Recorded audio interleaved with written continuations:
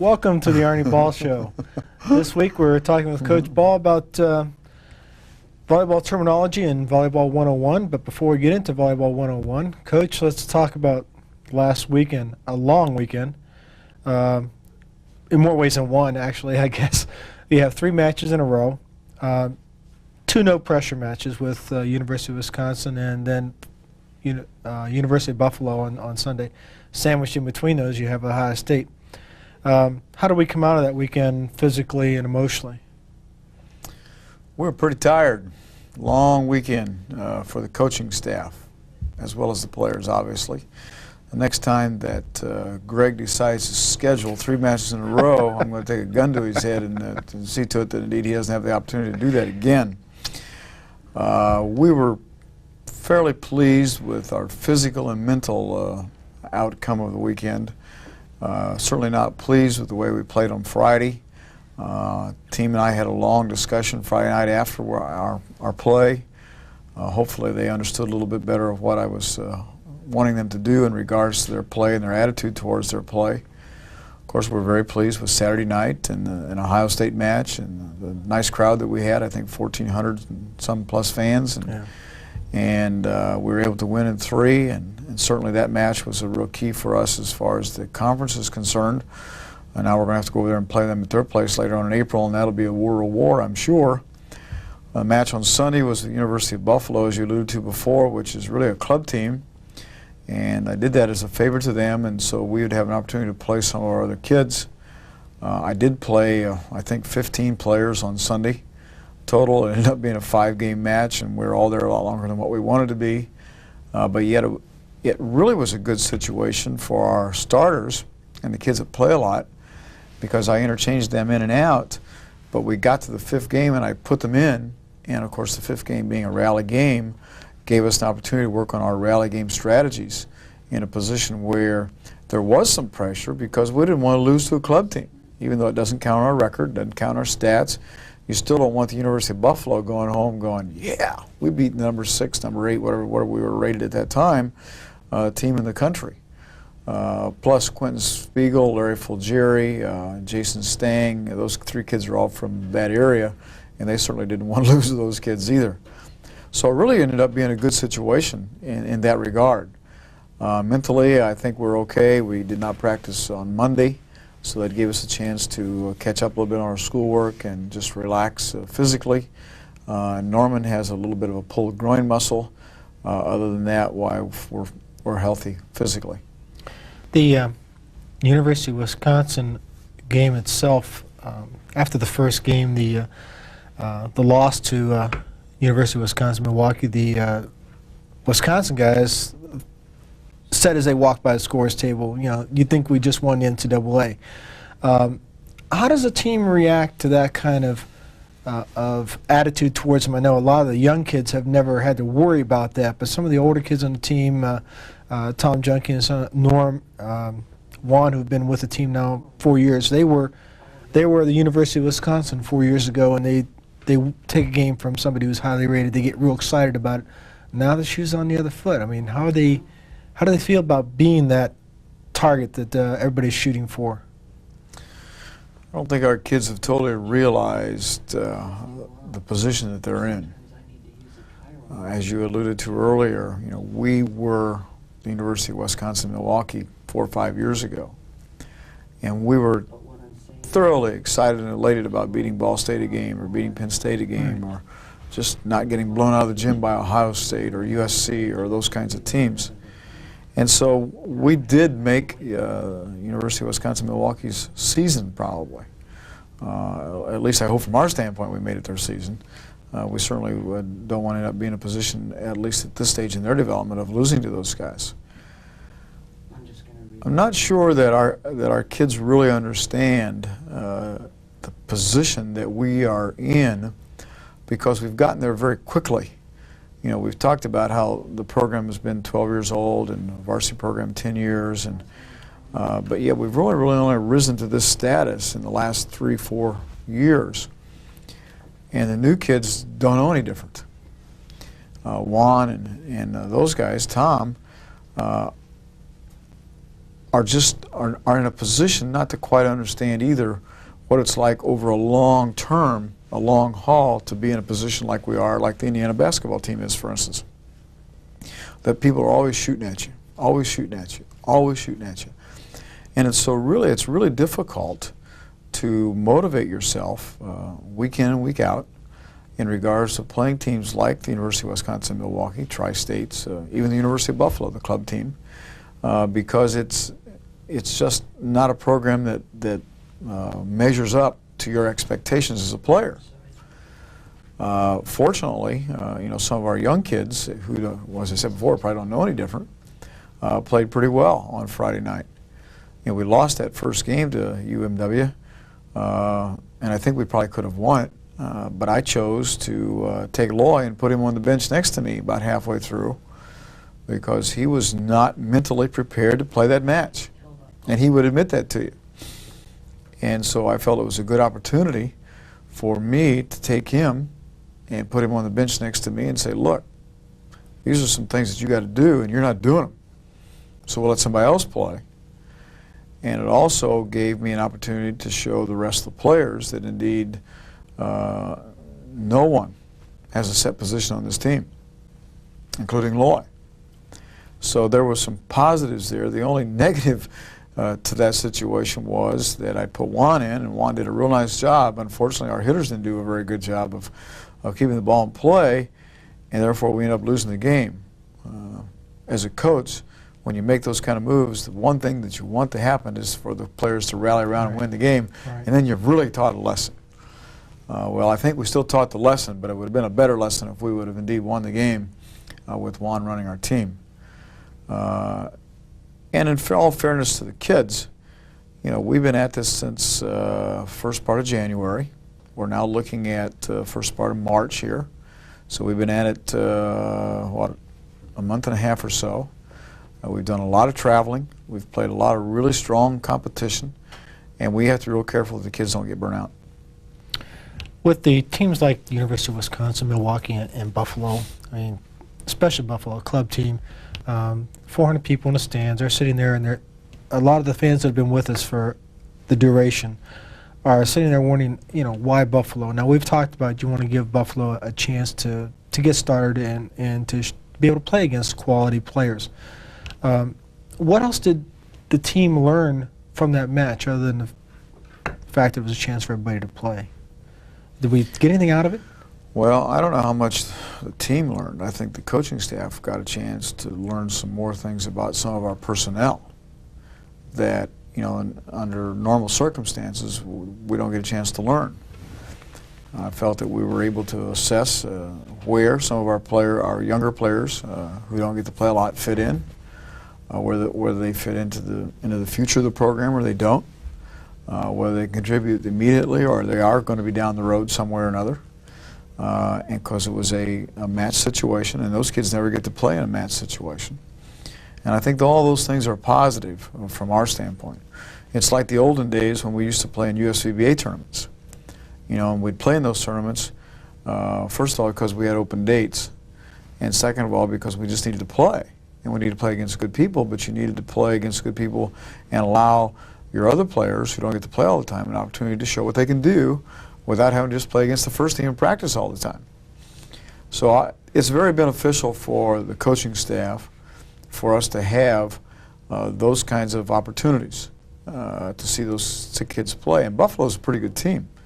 They're a very, very competitive club team. And as I said before, the other thing that we learned was gave us an opportunity for our starters to come back and play in a rally game in a situation where there was some pressure because you don't want to lose to a club team. So I thought it was a positive day, other than that it was real long. The thing I noticed about our team, and it kind of struck me with the match during the Ohio State match, the ability to turn it up a notch. We've been with each other a long time now. We have been in situations where it seems like there's the Penn States and some of these teams are playing with us, and then when they want to go home, they just turn it up a notch and finish us off. It seemed to me that IPFW was able to turn it up a notch during Ohio State. Is that a fair assessment? I think we have some players that are capable of that.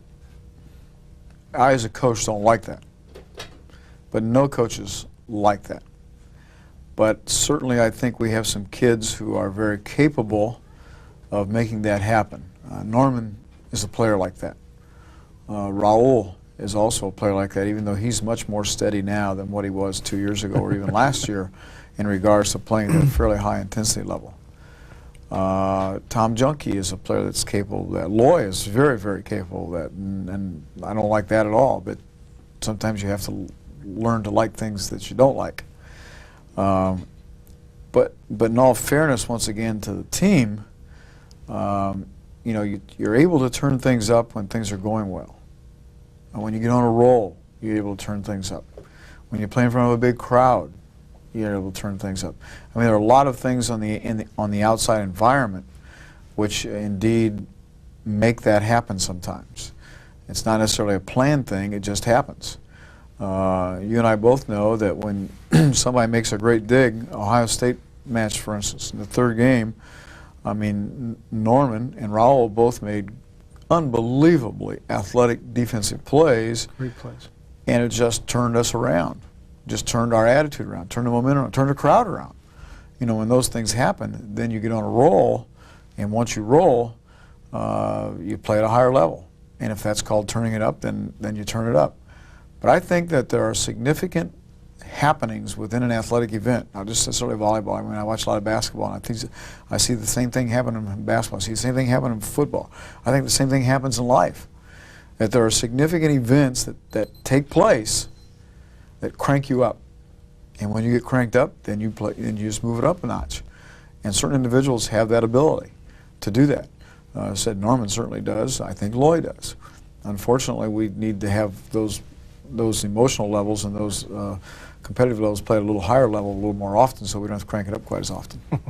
Well, we'll get back after a break with sports break with Alan Bangs and get into Volleyball 101. Subject today is volleyball terminology. Oh, I can't wait, Jim. Can't wait.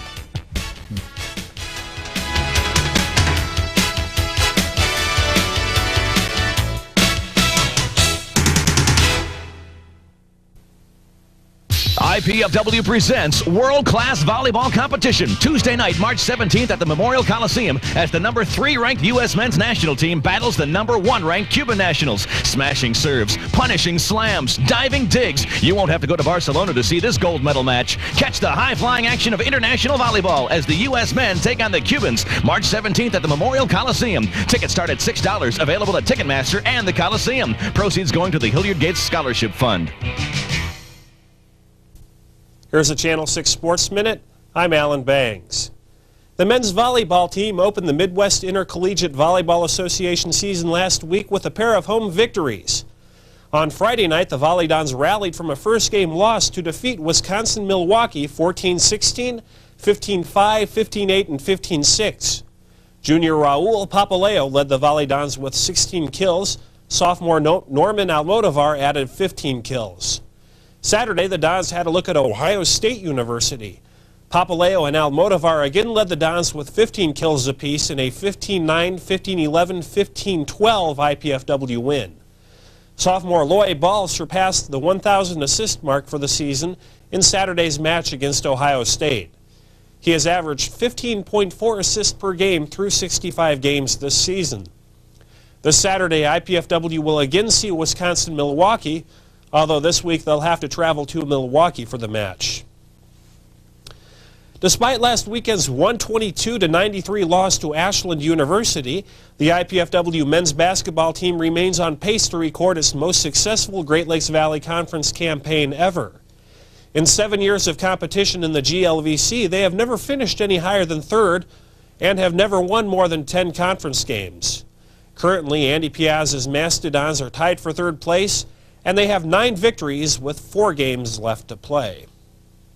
This week's basketball schedule sees both the IPFW men and Coach Eileen Kleinfelter's 18-6 Lady Dons at the Multipurpose Center Thursday against Indianapolis and at home on Saturday against Northern Kentucky. The women start at 6 p.m. each night, with the men getting underway at 8. For Channel 6 Sports, I'm Alan Bangs. Now back to the show.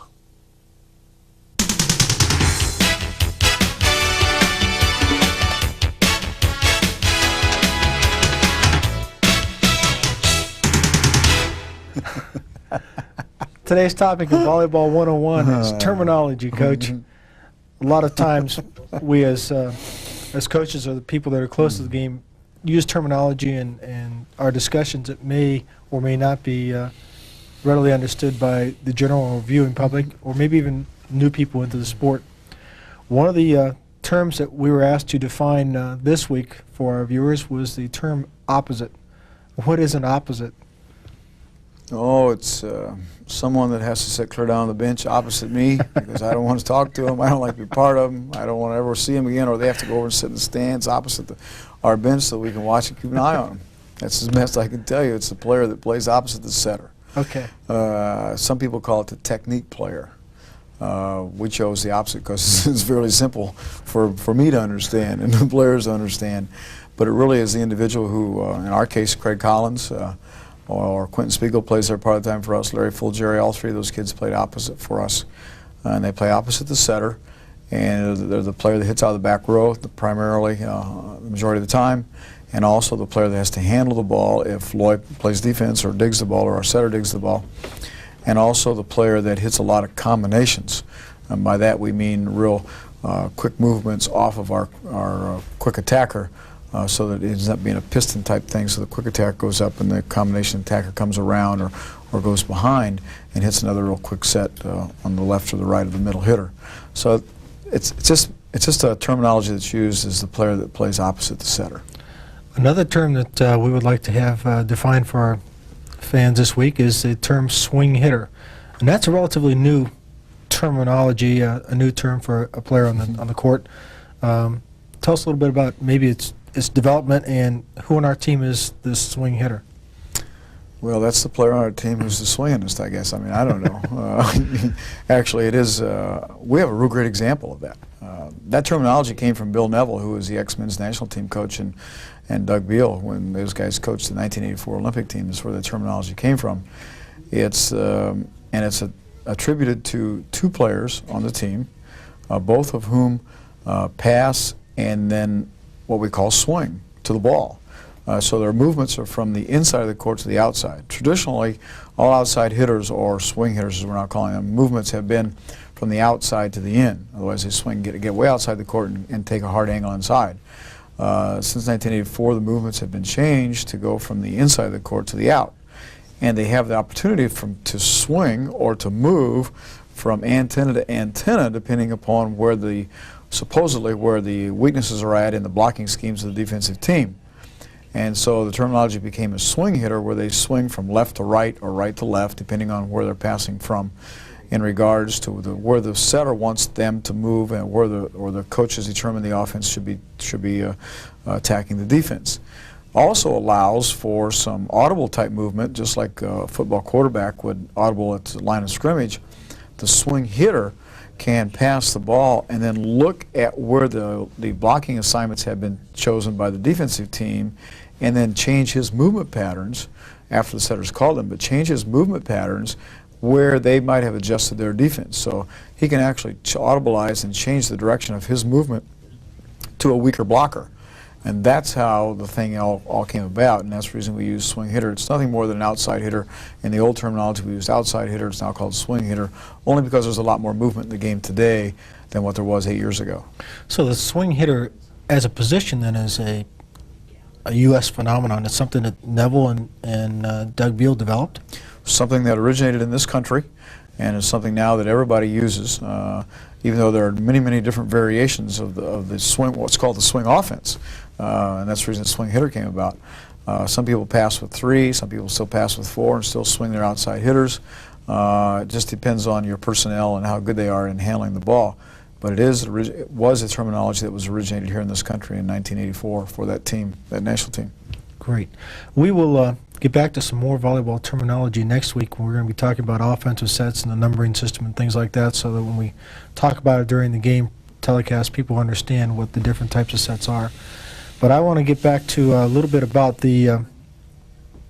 some discussion I had with Norman Amadabar after the trip out west. And he was talking to me about how he was probably more mentally tired after that trip than he has ever been in his career as a volleyball player.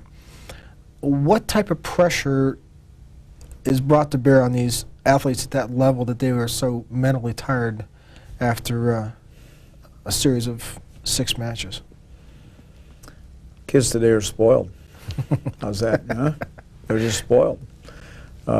Kids today have not experienced, for the most part, now this is not true all over, but for the most part have not experienced getting up at 6:30 in the morning, doing chores, going to school, practicing, going home and doing chores, and then doing homework, and finally getting to bed and starting a routine over again. Those kinds of routines don't take place anymore. So now I swing back to the old days of, that's yours truly's routine back when I was growing up at home. Kids today have a lot of pressure, a lot of peer pressure, a lot of social pressure put on them to be successful academically, athletically, morally, et cetera, and I think that's where the pressures come from. I truly believe that if most of our kids, and I say kids and I'm talking about my players, went through the regimen that I talked about a few minutes ago, that they'd be better off, because I think they would truly understand what pressures of being tired really is. But it's the mental pressure the kids put up with. I don't know that it's so much a physical pressure, because we coaches have gotten a heck of a lot smarter. We coaches used to be in a position where we thought the only way that our kids could ever be really good was for us to beat the devil out of them for long periods of time. And what ended up happening was we made them more tired physically and mentally. And I think we coaches have gotten smarter at that. And we do a lot better job of getting the kids some downtime, some rest time, some time to recoup, that kind of thing. But what Norman is alluding to is what a professional athlete goes through every week. And it's just preparation for being a professional athlete or being a professional accountant or being a professional whatever. Because all of a sudden now, as a salesman, let's say for instance, you may have to get up at 5:30 in the morning to catch an airplane to somewhere. You have a meeting, and then you have another meeting, you grab a bite to eat, you catch an airplane, you're back home, but you have a meeting when you get home. That's an everyday occurrence for someone who's a salesman, or for someone who runs their own business, or that kind of thing. Our kids are in a position where they can learn from what they're going through now in preparation for those kinds of working environments. Kids today are not exposed to that at an earlier age, as we used to be down on the farm, I guess what I'm alluding to, or even having a paper route or whatever. So what Norman is experiencing is something that he's probably not been exposed to on a regular basis before. And therefore, he mentally becomes very tired. It's very tiring for me in that same manner, having to be responsible to make sure the kids are where they're supposed to be at 5:30 in the morning. That trip, for instance, we left at 5:30 from Fort Wayne. We drove to Indianapolis through ice storms. We get down there for fog, so we're delayed with fog. I mean, all those things are mentally very tiring and very draining. And so Norman, being a 19-year-old kid who's not experienced a great deal of those kinds of things, mentally just takes that away from him. And of course, you and I both know that athletics, making sales, going to school, all those kinds of things are at least 95, and some people say 99 or 90, some percentage that we could come up with are mental as compared to physical. And so if you think you're tired, you're tired. And certainly that kind of travel and that kind of trip makes you think you're tired. And Norman probably was tired because of that. Well, speaking of travel, you're going on a 1-month hiatus away from home. I mean, obviously you're not going to be gone the entire time, but you will not be playing at home. How do you prepare for that? How do you get the kids prepared for that, or do you ever really fully prepare for it? Well, the most difficult one of those experiences will be coming up this Saturday. Having to drive to Milwaukee on Saturday, about a 5-hour trip, playing in the evening, and then turn around and driving back home that evening. We're not going to stay overnight. Is the most difficult one to prepare for because the kids don't want to do it. I don't want to do it, to be honest with you, just because of the travel and the turnaround and coming right back home. But it's one of those things that we have to do. The next week is spring break. That one's much easier to prepare for two reasons. One is there are no responsibilities in the classroom for the kids, and they're looking forward to that, obviously. Second one is that it's a spring break where we get to travel out west and play USC and Santa Barbara in particular. You know, we're going to play Loyola and Irvine as well, but the kids don't look forward to playing those two as much as they do USC and Loyola, or and Santa Barbara. And they're going to be in California, and I've got a schedule planned so that we play every other day. And so the days in between, we're going to have some time just to kick back, and hopefully the weather will be nice. If the weather's nice, we'll be outside. If it's not nice, we'll have to figure out something else to do. But still, there's no pressures or responsibilities. We won't practice. You know, we won't do any of those kinds of things. There'll be some time for them to kick back. So that one's pretty easy to prepare for. And then, of course, we come back home, and we have to go to Ball State on Friday night. That one, we'll cross that bridge when we get there. I'm not worried about that one at this point, but we will cross that bridge when we get there. But that's a real key match for us because it's an MIVA match and the first one with Ball State. And it's at their place, and they're going to be gunning for us big time. But we'll get prepared for that one when we get home. And I'll just have to worry about that when we get back. Well, we certainly look forward to hearing about your travels and successful trips we anticipate, and also eagerly anticipate watching you guys take on Rutgers Newark on the 21st. Site yet to be determined, but we're looking forward to that, and wish you all the best this weekend. We'll talk again next week. Well, thanks, Jim. It's always a pleasure to be around you and Greg and such great people.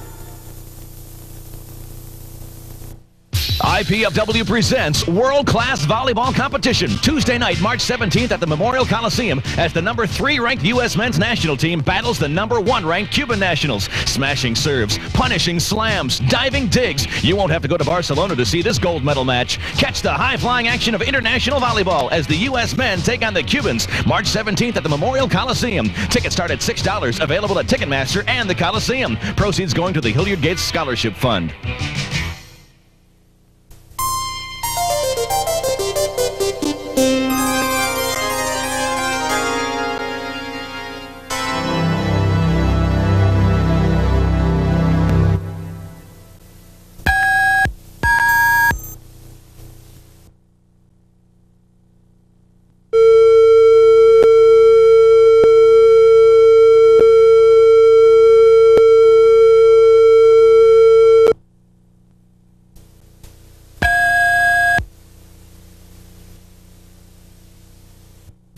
IPFW presents World Class Volleyball Competition Tuesday night, March 17th at the Memorial Coliseum as the #3 ranked U.S. men's national team battles the #1 ranked Cuban nationals. Smashing serves, punishing slams, diving digs. You won't have to go to Barcelona to see this gold medal match. Catch the high-flying action of international volleyball as the U.S. men take on the Cubans March 17th at the Memorial Coliseum. Tickets start at $6, available at Ticketmaster and the Coliseum. Proceeds going to the Hilliard Gates Scholarship Fund.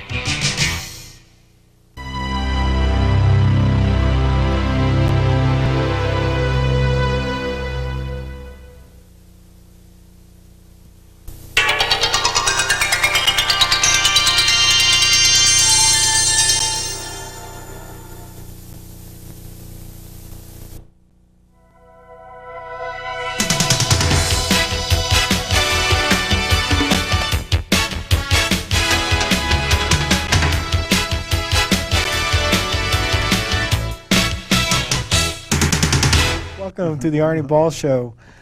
Coach, this week we've got some downtime.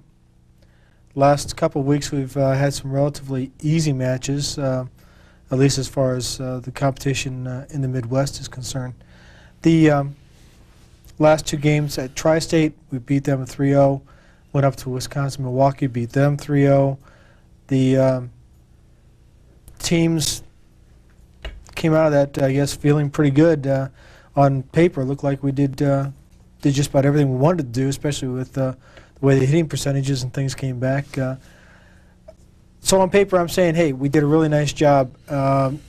Now let's get the coach's opinion. Did we do a really nice job, or how would you rate the last 2 games we played, last 2 matches? Well, under the circumstances of the last 2 matches, the Tri-State match was supposed to have been on last Wednesday, and the Tri-State women's team was participating in an NEIA tournament at home, and therefore the match was postponed to the following day, and it was supposed to have been at 7:30, and we ended up playing, I believe, at 5:30, if I remember correctly. So we had to adjust our schedule. Kids had to adjust their class schedules a little bit because of that, and that's always a distraction. So certainly under those kinds of circumstances, we were pleased with the outcome of the Tri-State match. We got a chance to play all 14 kids that I took on the trip. Of course, it's a real short trip, so it makes it a little bit easier. And so from that standpoint, we were very pleased. The University of Wisconsin-Milwaukee match was a payback type match for us. When they were down here before, they won the first game from us, which is the first time they've ever won a game since we've been playing them. And the trip is about 5.5 hours long, and we got a little distracted on the way up because we made a wrong turn. And then we blew a window out of one of the vans going up, and so there was a little distraction there. And I judged the time wrong as far as the travel time was concerned, so we got there about 2.5 hours before game time, and so everybody's sitting around mumbling and grumbling at me because we got there too early. And of course, if we get there late, they mumble and grumble at me, so you can't ever win unless you get there right on time. And I'm not sure the players or I even know what the right on time means. So after all that riding in the vans and sitting around, I wasn't sure what might happen, other than the fact that I knew the kids wanted to prove a point in regards to the one game that Milwaukee had beaten us down here. So we came out, we started the first team, and we came out and got behind 5-0. I mean, Norman was passing the ball to the referee, he was passing the ball to the scorer. He was trying to get everybody into the game. Anybody who wanted to play was going to get to play with Norman in the first 5 minutes, or 5 points, and I'm going, oh no, this is going to get really ugly really quick. Fortunately, Milwaukee served the ball to Raul, and that helped a little bit because he passed the ball. And once that happened, and we got settled down, well, I think we won 15-10. And the second game was 15-2 or 3. And at that point, I unloaded the bench and played 5 of the players with Loy, and we won 15-2 with that group. And Chad Blatchley and I were talking about that on the way home. It was really a neat thing for that group to come in and pick right up where the starters had left off in regards to our play. Chad played real well. We served the ball real well up there. Quentin Spiegel just continues to amaze me. He comes in off the bench and picks our team up and has got longer arms than anybody I've ever worked with, and he blocks really well because he gets his hands over the net very quickly, and he blocked a lot of balls up there. In particular, we blocked Dan Snopko, who played here a year ago for us about 3 or 4 times in a row, and that kind of got the guys all fired up. So we were real pleased with the outcome of that. Of course, once again, we were supposed to play at 7 up there when we get started at 7:30, so the players are upset with me, and the coaching staff's upset with me because we don't play a half hour later, and it didn't make me any difference. I knew it was going to be a long ride home anyhow, and so I got home about 5 o'clock on Saturday morning, or Sunday morning, I guess I should say. But all in all, it turned out very well. We got a chance to play a lot of people. We got a chance to heal up a little bit. Norman has a slight groin pull, and we were able to rest him a little bit and get him what appears to be physically okay. And everybody else is fine and feeling good and looking forward to spring break. The trip that's coming up over spring break, heading out west to play the California teams again, we're on a bit of a roll with California teams as far as record is concerned. I think we're 4-2 now against California teams, and that's certainly a big change for us. how do you get the guys to change modes, or maybe you don't change modes? I'm not sure. They've had, like, say, this week with Tri-State and then University of Wisconsin, Milwaukee, and now all of a sudden we go back out west, and where the guys admittedly know that there's a lot more pressure on them all the time to play up to their potential. What do you do this week to get them ready for that? Well, one of the concerns that coaches always have, and Lloyd and I were talking about this the other day, is that your team plays to its competition. And certainly that was one of our concerns with Tri-State and with University of Wisconsin-Milwaukee. Obviously, those teams are not the quality of our program at this point. We certainly recognize where they're at because we've been there, and we sympathize with them, and that's part of the reason why we play them, to help them upgrade their program. Fortunately, I don't believe our kids did that in those two matches. But the players also realize that with the trip coming up and the caliber teams that we're going to play, and especially going to play USC right off the bat at their place, where I'm sure they're going to be looking for some revenge after what happened to them here, the players all realize that indeed we are going to have to raise our level of intensity as well as our level of execution in order to be successful on this trip. Kids have been exposed enough now to the different levels of play that I believe that the majority of them will have a real positive attitude towards our play on this trip. You know, we're going to play USC, which I alluded to earlier, that we've already played once and beaten. We're going to play Loyola, which we've already played, and we know what kind of team they are, and we know that we'll have a lot of trouble with them because of the way they play. But the kids know that. We know that UC Irvine has beaten San Diego State, one of the teams that beat us out in San Diego earlier. And of course, we know going up to Santa Barbara that indeed Coach Preston and his group is going to be looking for some revenge after us beating them in San Diego. And I just got the scores today, and Santa Barbara has split with UCLA last week. I think they both went 5 games, if I remember correctly, or 4 games, or 4 or 5, something like that. Anyhow, Santa Barbara obviously has some of the 2 starters back that they didn't have against us. So I don't think it'll be real difficult to motivate the kids to play. My concern is the travel and the difference in time, and the fact that we have a day off between each match. We'll have to make sure the kids stay relatively focused and they don't decide that the Pacific Ocean is where they want to be all the time, or if it happens to be 85 out there, which the weather has been the last week or so, that they don't just lay in the sun all the time and get sunburned. And we're going to have to, obviously there's some precautions that we have to take to make sure that indeed they stay focused on what we're going out there for. But when you play the level of competition that we're going to play, it's fairly easy to get that done. And the other added incentive that we have is that, looking at the statistics this morning, we have 8 players and soon to have 9, because I think Pepe's only 2 away from having 100+ kills on a season. That's pretty phenomenal for our program. Matter of fact, I think that's pretty phenomenal for any program to have that kind of distribution and success within that distribution. So if we have some individuals that kind of get lost here on this trip in regards to their focus, I think we have some other individuals that are more than willing to get an opportunity to play and show us what they can do. So I think that's a real advantage to us. Well, just before we get into Sports Break with Alan Banks, let's talk about USC just for a second. That is a team where preseason everybody was looking at them being 1, 2, maybe 3 in the United States, and seem to have been falling on hard times. Is there a particular problem they're having, or is it just a matter of getting themselves together? Well, Coach McLaughlin has to learn what the rest of us have been going through all these years. That's a note I wrote him not too long ago, and I said, I'd certainly sympathize with you in regards to the recent losses that you have, but I've been there many times, so I know exactly what you're going through. You know, keep plugging away. I've not seen them play except on television since we played them.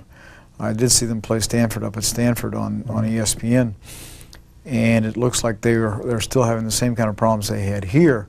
They're not able to pass serve real well. and therefore they're not able to run their middle and get the ball to Jason Perkins, who obviously is one of the premier middle attackers in the country.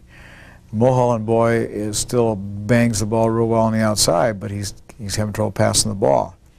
DeRocher, who is the kid who played opposite for them here, who was played opposite against Stanford, has a broken hand, and I don't know whether it's still broken or not. He was playing with a broken against Stanford, but was not able to be extremely successful.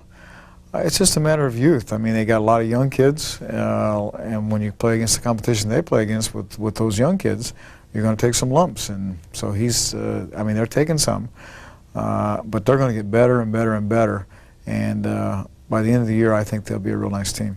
And it really doesn't matter at this point in the season for them out there in the West Coast either. Rankings don't really mean anything for them as far as selection for NCAA tournament or anything like that's concerned, does it? No, rankings don't mean anything, but you know, they only take, let's see, their league conference champion is, because they take the first 2 seeds and they play for the Right. automatic berth. Then they take everybody else into a consolation tournament, and I think it's the top 4 then. So it does matter where you finish out there as far as their conference is concerned as to whether or not you have an opportunity to go to the NCAA tournament. And I would think that at this point, I don't know exactly what USC's record is, but I would think that they're probably on the bubble big time right now. They need to turn around and have some wins in order to have a chance to even qualify for the NCAAs. It'll be interesting to see how they react to being on the bubble and the pressure in that situation instead of the pressure of being #1 for a change. Well, let's take a break, Coach, and we'll be back in just a few minutes with Volleyball 101. First, we'll take a break with Sports Break and Alan Bangs. IPFW presents World Class Volleyball Competition Tuesday night, March 17th at the Memorial Coliseum as the #3 ranked U.S. men's national team battles the #1 ranked Cuban nationals. Smashing serves, punishing slams, diving digs. You won't have to go to Barcelona to see this gold medal match. Catch the high-flying action of international volleyball as the U.S. men take on the Cubans March 17th at the Memorial Coliseum. Tickets start at $6, available at Ticketmaster and the Coliseum. Proceeds going to the Hilliard Gates Scholarship Fund.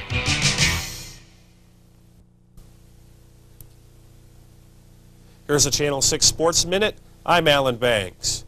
The IPFW Volleydons haven't made any special plans to head for Daytona Beach or any other part of Florida for spring break.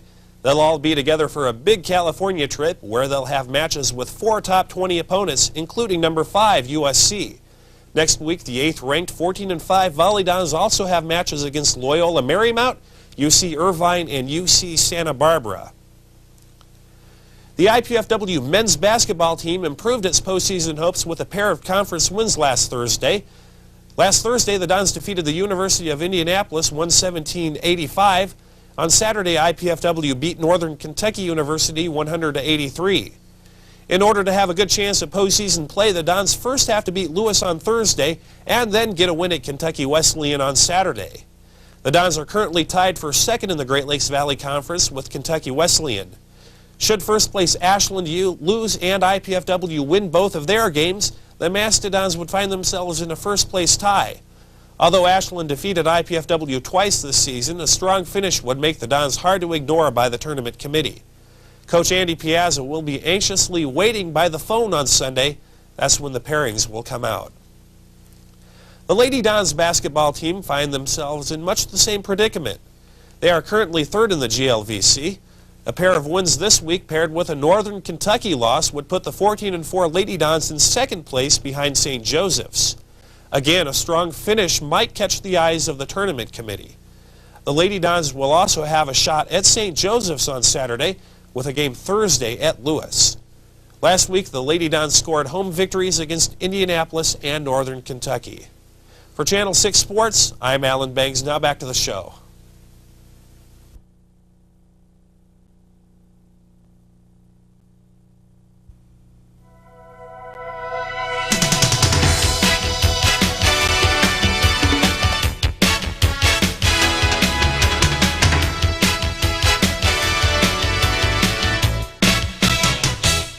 Welcome back to the Arnie Ball Show. In this segment, we have Volleyball 101.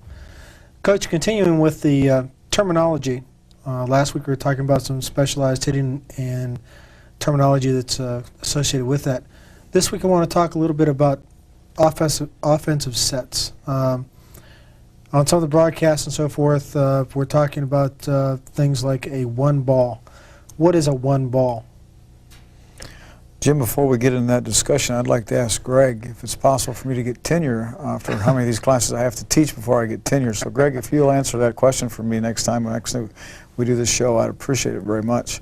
Because I'm looking forward to having tenure here at the university after teaching this class. Now, I'm sorry, Jim, what was your question again? A one ball. Oh, one ball, one ball. There are different kinds of what you're asking in regards to the one ball. The system that was developed by Jim Coleman and some of the national team people is a numerical system. And so when you refer to a one ball, there are 51s, there are 61s, there are 71s, there are all kinds of different ones. So we'll just talk about what we call a B set. All those kinds of quick sets like what you're referring to, we have lettered instead of numbered. Now, as I said, the national team and the international system is a numbering system, but we found it much easier just to put letters on them. So we call it a B, and it's a little short set of about 2 to 3 feet in the air, depending on the size of the attacker, the middle attacker, quick attacker, and the jumping ability. And it's only about an arm's length away from the setter. And the whole purpose of the thing is to get the middle attacker to jump into the air before the ball is to the setter's hands. And then the setter sets the ball to the quick attacker, which in hopes will beat the middle blocker, if you set it. If it doesn't beat the middle blocker, or then you're in hopes that it holds the middle blocker so the middle blocker jumps, and then you set the ball somewhere else so that your other attackers then get to attack the ball one-on-one or against one blocker. It's strictly a timing set. It's usually the timing is dictated by the setter or by the pass. In our case, we're very fortunate in having Loy, because of his size, his height and size, we can pass the ball up on top of the net. He can jump up and get the ball, and if our middle quick attacker, one ball attacker, is in the air at the time, it's a very boom boom type thing. It's very quick. Where when you have a shorter setter, it takes a longer period of time for the ball to get from his hands to the attacker, and therefore it's a slower set. Of course, if you have a shorter middle blocker, then it's the same thing as far as quickness is concerned, but it's much easier to block. So the one ball, basically what we call the B set, is run in front. Now you can also run one behind the setter, and we call that a C set, or in the numerical terminology it's called a 61. So there's one on each side of the setter, both just an arm's length away, both of which the attacker jumps into the air before the setter sets the ball, and it becomes a timing pattern, all dictated by the setter. The B or C set is a very impressive play to watch run, and when it's run correctly, has a great deal of impact on not only the opposing team but also the crowd. Another set that has a lot of impact and seems to be very successful for us especially is a 31. And we hear Mark Bangert on the PA talking about, kill off of a 31. When the crowd's up there watching the game, those of us that aren't aware of the numbering system, what is a 31 and who is hitting that ball anyway? 31 comes back to the same kind of terminology we were talking about before, only gets about 6 foot away from the setter, out in front of the setter. So the quick attacker jumps into the air, and the setter sets the ball very quickly along a parallel line to the net, depending on, once again, the jumping ability of the attacker or the height of the attacker, arm length of the attacker, all that's a factor. And instead of it being just an arm length away from the setter or very close to the setter, it now becomes 6 feet away from the setter, approximately 6 feet. And if the hitter's up earlier, then the setter has to set it faster. If the hitter's a little late, you have to set it a little slower. And once again, it's all a timing pattern dictated by the setter. Now, the purpose of that is to move the quick attacker away from the setter so that the middle blocker has to move away from the setter. And now what we call, or what the system is called, is like a spread system. And so you've spread the middle blockers away from the setter, so now you can either go one-on-one with the middle in a spread formation, a very quick set parallel to the net, or you can set the ball behind where the back row or where the backside attacker or the back row attacker get to hit one-on-one, or in Loy's case, if you run it when Loy's in the front row and you run the spread system, Loy just takes and tips the ball. So the blockers now have to make some kind of choices. And it's very difficult to block this 31 that you're referring to, or an A set that we call it, because the majority of hitters hit the ball across their body. Very few of them hit it what we call away from their body, and blockers have a tendency not to get over and get in front of the ball. So it's a very effective set. As a matter of fact, it's a system that we really like to run with this team because we feel we have some strength in Lloyd being able to attack the ball when the middle blocker goes away, and we also feel that we have some strength on the backside with Raul coming on those combination patterns. So we like to run what we call a spread system. And the other factor here in regards to the 31 set is that anytime the ball is passed off the net, otherwise we form pass a serve or we dig a ball and it's away from the net, it's back towards the 10-foot line or the 3-meter line, depending on what terminology you want to use, we automatically run a 31 set. Our middles automatically do that. That's an audible call, and it's called by the attacker. And the reason for that is it's very difficult to set what we were talking about before, the one ball, when the ball is set off the net, passed off the net. But it's very easy to set that spread set if Lloyd gets the ball and gets squared up, and it still spreads the blockers so they can still be very effective. So that's an automatic call for our middle attackers if the ball is not passed up to where we can run our quick, really tight offense. Great. We'll continue with some more terminology next time we're together. We'll talk about some other special terms we use in volleyball, especially in relationship to the IPFW system. Well, by that time I'll have tenure, so I can go ahead and talk about it. No problem. We're going out to the West Coast, and admittedly, you say you may have some problem keeping the kids focused. What are you going to do between matches? You start out with USC, you get a day off. What do you guys do on the day off? Or maybe you shouldn't tell me because I'm going to be back here in Fort Wayne. I don't know. Well, a lot of that's dictated by the weather. The last 3 or 4 years we've gone out there, it's rained. And, of course, the kids go out looking for warm weather. They go out looking for getting a little sun, wearing their sandals and all that kind of stuff. So we have to guard against the fact that even when it's warm out there in the evening, it gets very cool. So we have to make sure the kids aren't running around without any, I don't want to say without any clothes on, but in their shorts and that kind of stuff and get some kind of sickness. We have a couple alumni out there who usually end up helping us, not entertain necessarily, but plan an itinerary. I understand up just north of LA, and Chad Blatchley, who is from out there, is also going to help us on this trip because he'll be with us. There's a giant roller coaster park, and I don't even know the name of it. All I know is it's there, and we're going to take one day and go there, I think. Kids are excited about that, and that's an opportunity for them to spend some time together in a situation like that and have a good time. We'll spend one day probably down at Manhattan Beach or one of those places where the big beach tournaments are at, because the kids always like to go down and see where the players play and that kind of thing. So it won't take us much to spend that time. On Thursday, which is the day after we play Irvine, it's a travel day, and we'll have to travel to Santa Barbara. So by the time we get up and get up there and get settled in, well, that day will pretty much be shot. Some days we go to the movie theater occasionally, or we'll do stuff like that.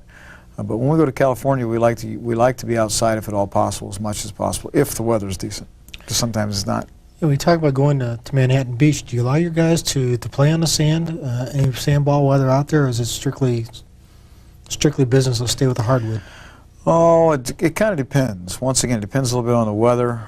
We might let them spend a little time down there. I mean, I don't think it deters that much from what we're trying to do. As a matter of fact, in some cases, it kind of rejuvenates them a little bit. The real thing you have to be careful of is that you don't spend too much time, if the weather's nice. I keep coming back to that because the weather hasn't always been nice for us. But you got to be real careful that they don't get too much sun, because they don't recognize what that sun will do on our paley white skin that we have back here in the Midwest in a very short period of time. But with the way the schedule is right now, every other day, well, I don't think we'll have too much trouble in regards to going down to the beach a little bit and spending some time. I guess that sun has got to be a real concern. I mean, as coaches, we understand what happens with the amount of time out there. Of course, we also recognize that the younger kids, those under 21 in some cases, are invulnerable to any kind of injury or sickness or sun or whatever. But the sun's got to be a real factor for them. I know you were very concerned about that out in Hawaii. How are you going to deal with that? Are you just going to tell them how long they can be out there? We'll pretty much dictate what they can and can't do, and once again, it just depends on the environment when we get out there. But we will control their time. in regards to the actual exposure of the sun or time they might spend in the ocean. I mean, they're all going to want to spend, at least put a foot in the ocean. They don't realize how cold it is, but they're all going to want to try, and that's okay. I mean, that's part of it. That doesn't bother me. Obviously, we're not going to let them all go out surfing and sand every day, because that takes away from what we're trying to do. But certainly, I don't have an objection for them go out and jump in the ocean. I mean, I would too if I were their age. And I think obviously the competition out there is what we're going for. It's nice to have some time off, but the competition is what we need, the exposure out west. Playing against Marymount, last time we talked about that team, that's like playing against a wall, isn't it? They are a rebound team. I guess that's what you're referring to. Everything we hit, they stick an arm out, they stick a face out, they stick a chest out. I mean, they stick something out, and the ball comes back. And they play like that against everybody, just not us. And certainly after having played them one time and having defeated them, they're going to even play that much harder. And the fact that we have the ranking that we do and the status that we do right now this year, they're all going to shoot for us, they're all going to gun for us. And we might come back 0-4, I don't know. I mean, that's always a possibility. But no matter what we come back, record-wise, we'll have learned something in regards to our individual players and our team players. Our goal is to go out and win every match that we play. I've always had that goal when we've gone to California, but I've also had to be realistic and recognize that that may not be possible. I certainly think it's possible. I certainly think we have the capability of doing that. It's a matter of whether we focus and execute in order to be that successful. Well, we certainly look forward to the reports on how the team's doing as they make their journey up the coast, and we look forward to talking with you when you get back from the West Coast to see how the team did against the competition out there. And it's kind of nice and refreshing to be able to say that, you know, little kids from the Midwest are the ones people are shooting for a change. Good luck on your trip and have a safe one. Well, thanks, Jim. You know, we're not going to be here next week because of that trip, but I'm going to really look forward to showing the fans, and Greg in particular, my tan when I get back.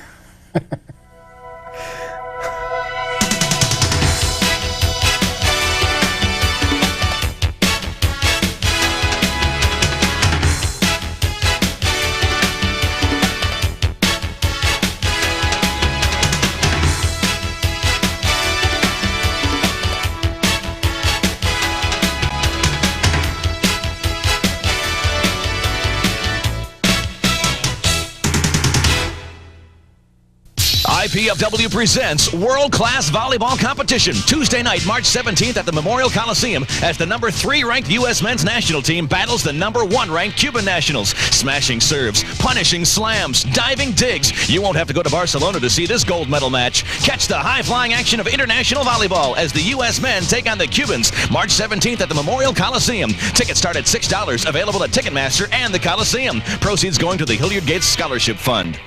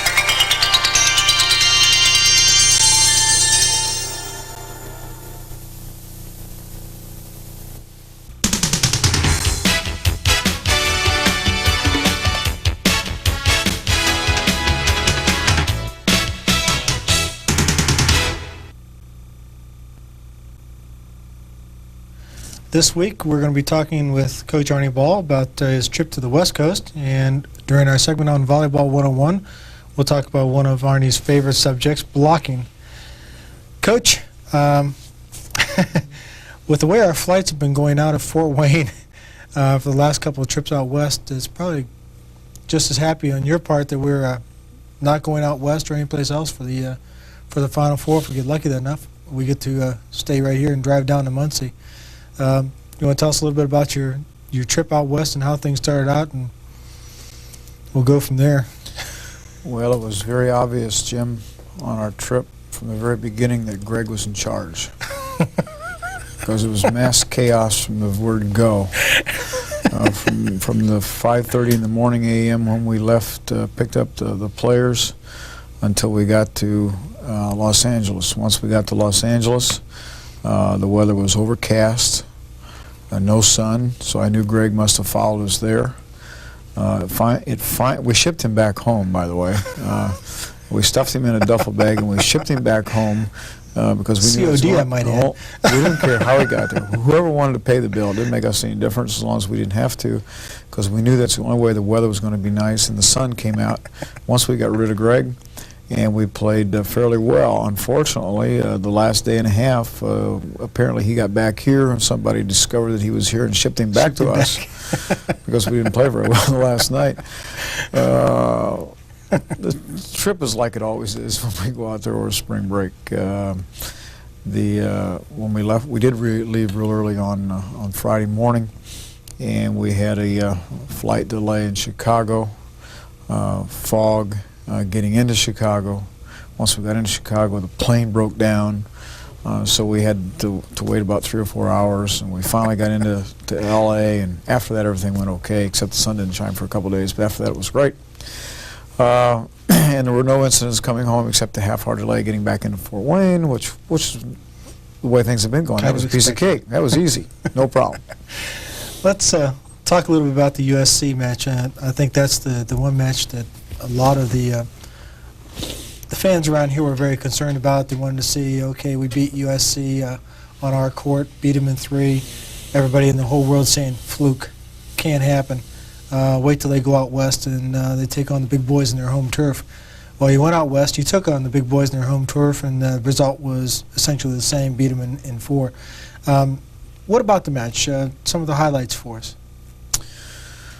The USC match, along with the Loyola match, Irvine match, and the Santa Barbara match were interesting, to say the least, in the beginning, because we lost every game. Every darn game we lost. The first game, that is.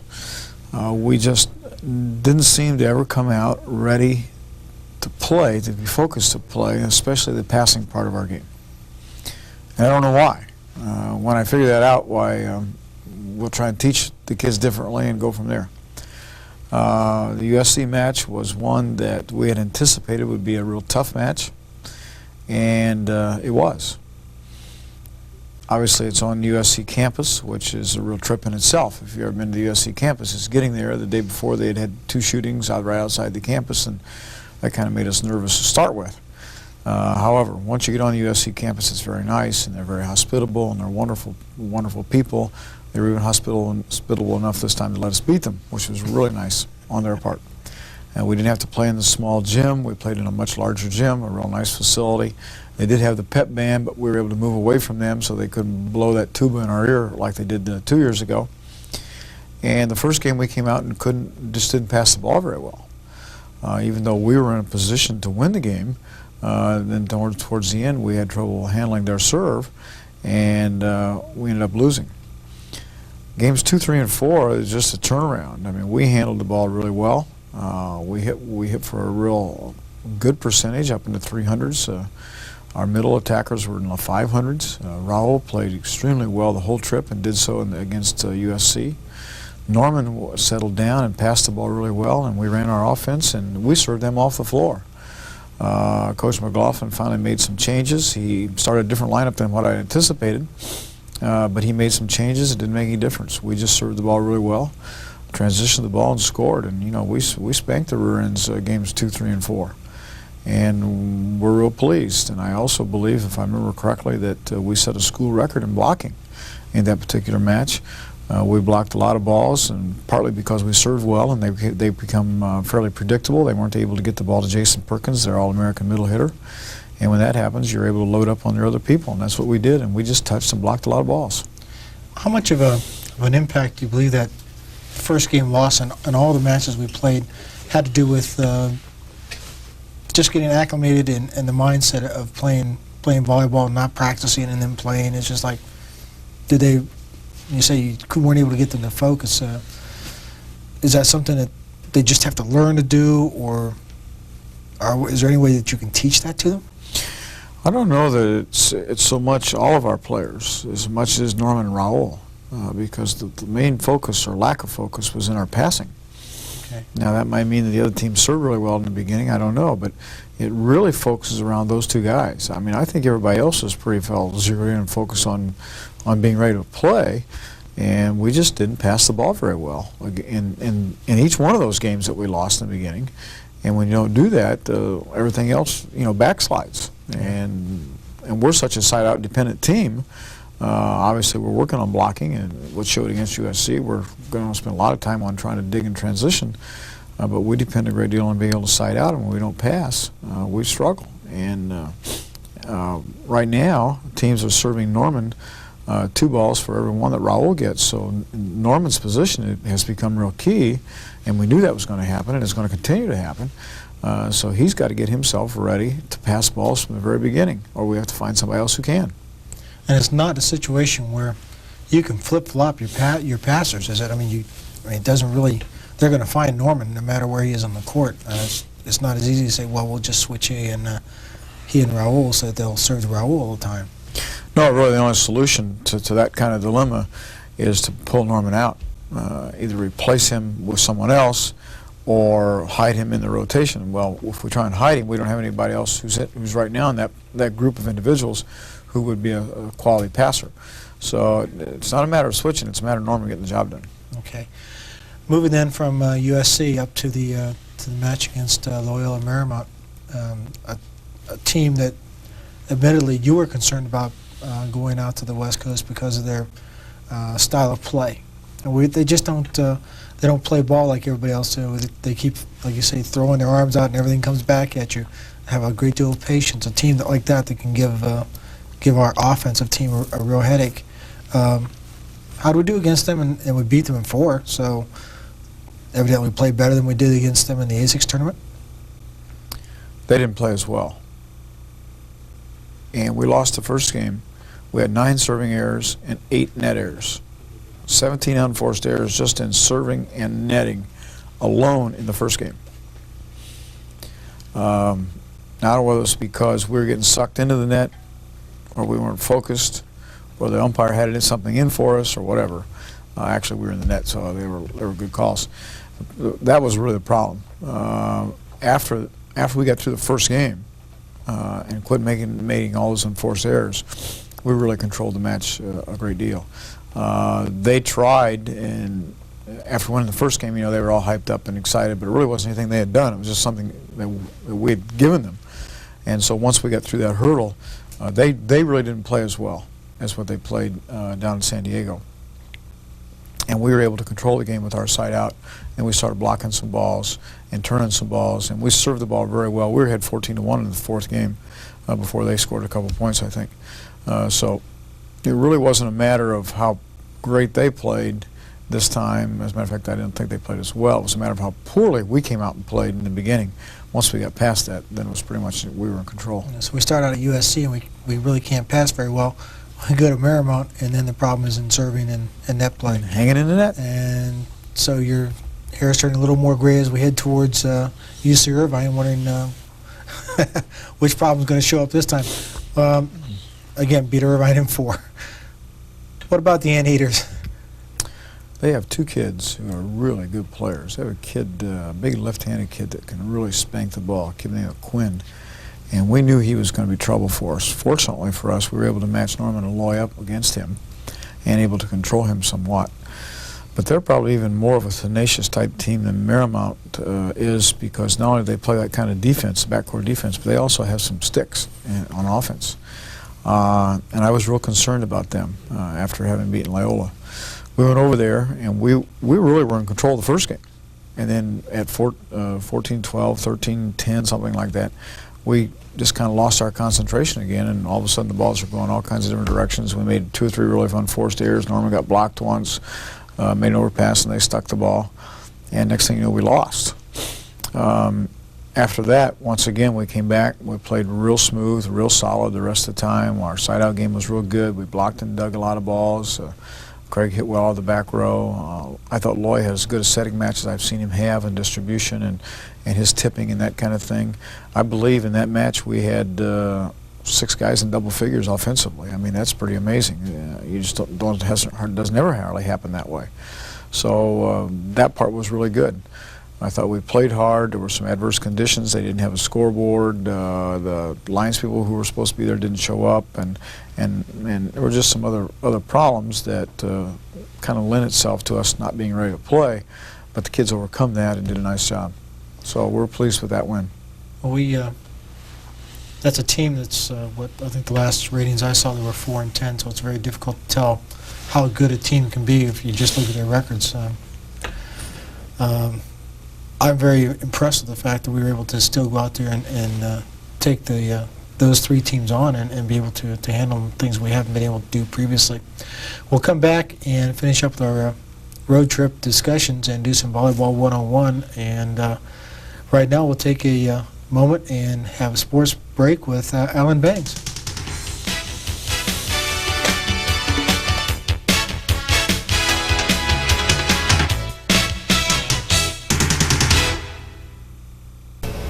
Here's a look at IPFW Sports. I'm Alan Bangs.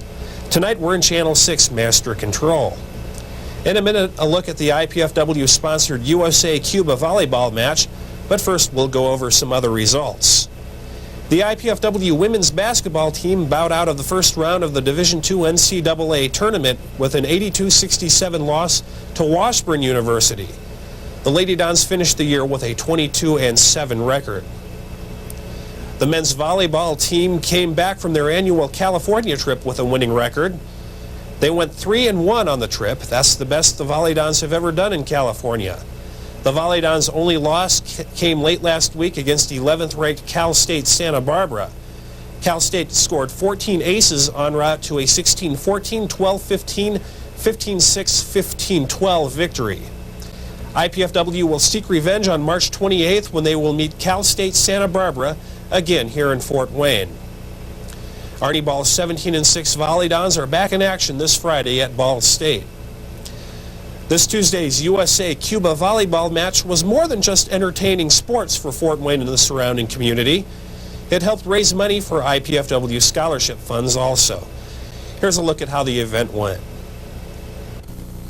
Fort Wayne's Memorial Coliseum hosted a preview of Olympic action that will take place in Barcelona this summer. IPFW sponsored a volleyball match between the Cuban and American national teams. The event drew more than 4,000 volleyball fans. All proceeds went to the Hilliard Gates Scholarship Fund. The number 1 ranked Cuban national team defeated Team USA in 4 games, 15-17, 15-4, 15-9, and 15-13. And that's a look at IPFW Sports. Back to the show.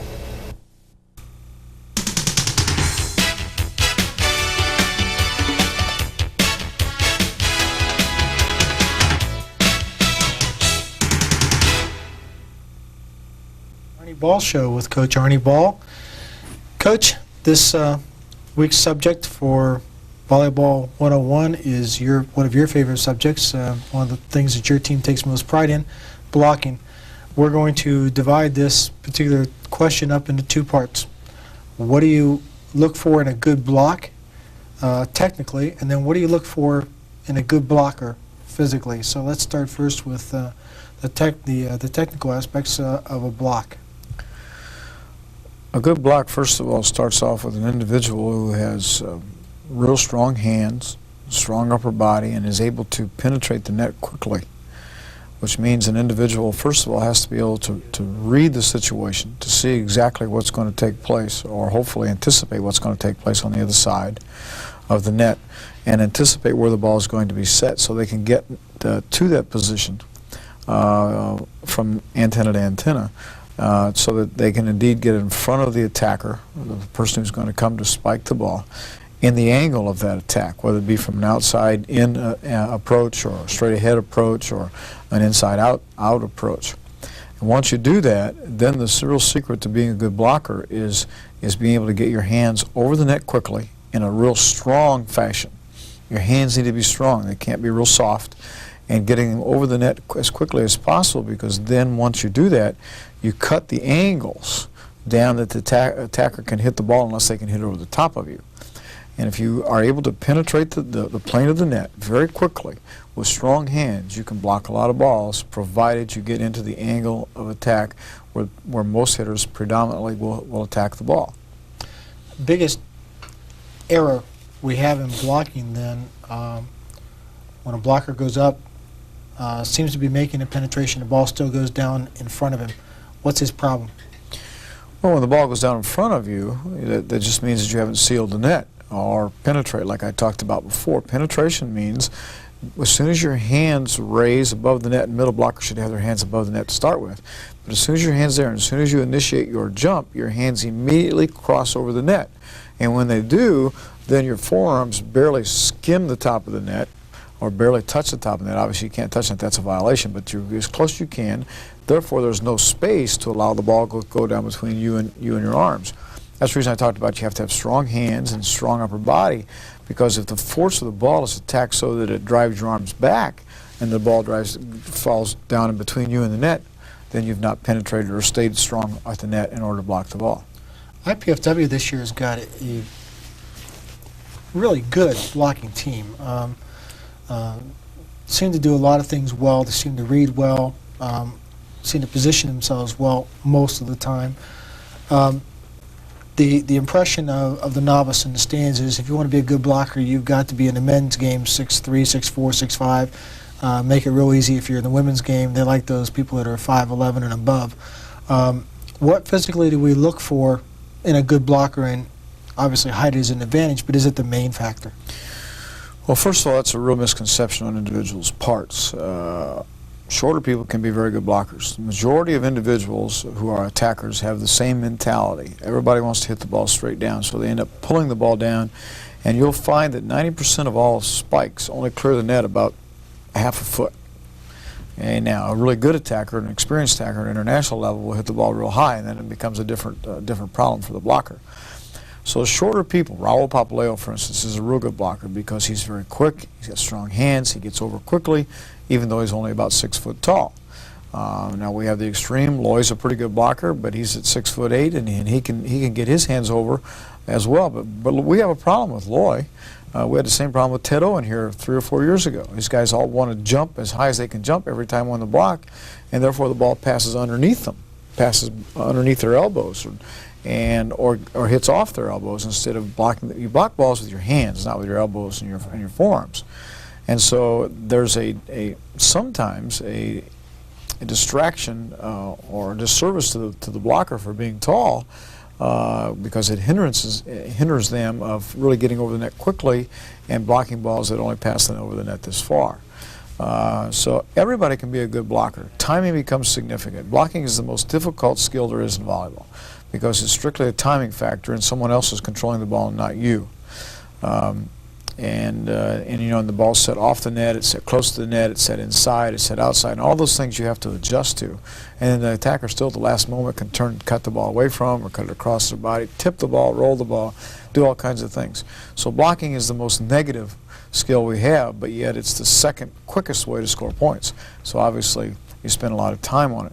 And the men's game in particular, defense starts with the block at the net. In the women's game, which is more of a rally game, it's not quite so critical. But in the men's game, 9 times out of 10, if you don't stop the ball at the net on a team that's passed the ball well, you just aren't going to stop it. Very good. We thank you. Very informative segment. We will continue with a little bit more on discussion on blocking next week. But let's finish up the road trip, and we've now gotten to Santa Barbara and the Gauchos. A team that I was not really feeling very comfortable about prior to the tour itself. What happened in Santa Barbara? Again, 4 games, but this time we come out on the short end. Well, we lost the first game again, even though we were in a position to win. We were ahead 14-11 and got beat 16-14. And that loss is really pretty simple. We could not pass their serve. I went back and watched the videotape again last night. and we just didn't handle their serve. They had 14 serving aces against us, which is equivalent to one game that you give up in serving aces. And to their credit, they went back and served the ball real tough. It was a pretty dark environment for us. The gym was pretty dark, and that's not an excuse. Both teams had to play, but it was a foreign environment from that standpoint. But they served the ball really, really well, and Norman and, well, even Raul had trouble passing. We just did not handle the ball very well. We made a lot of unforced errors. We were in a position, as I said, to win the first game, and we lost. We win the second game. Third game, we were never in. Fourth game, it's 11-11, and so we're in a position to be successful in the fourth game and couldn't pull it off. One of the things that happened in that match is that in the games 1, 3, and 4 that we lost, from the 12th point on, it was either a hitting error by us, a serving ace by them, or some other kind of error by us.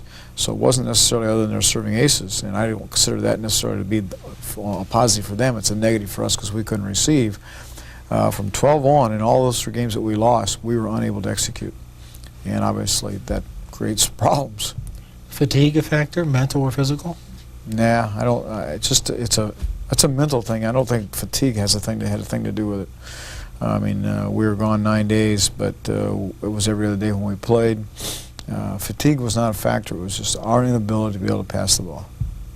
Provides a little bit of a incentive, momentum, if you would, for the Barrett McNagny spring fling when Santa Barbara comes back. Maybe provide a little motivation for the guys, I guess. Well, we have to get through this week first, of course, with Ball State coming up Friday night down at their place, and I see they beat Ohio State last week, so that's going to be a real crucial match for us. And if we're able to play Rutgers here on Saturday night out at Carroll High School, why we got to concentrate on this weekend, and then we'll worry about the spring fling. But the Santa Barbara loss will be some motivation, I guarantee that. So let's talk about the Cardinals.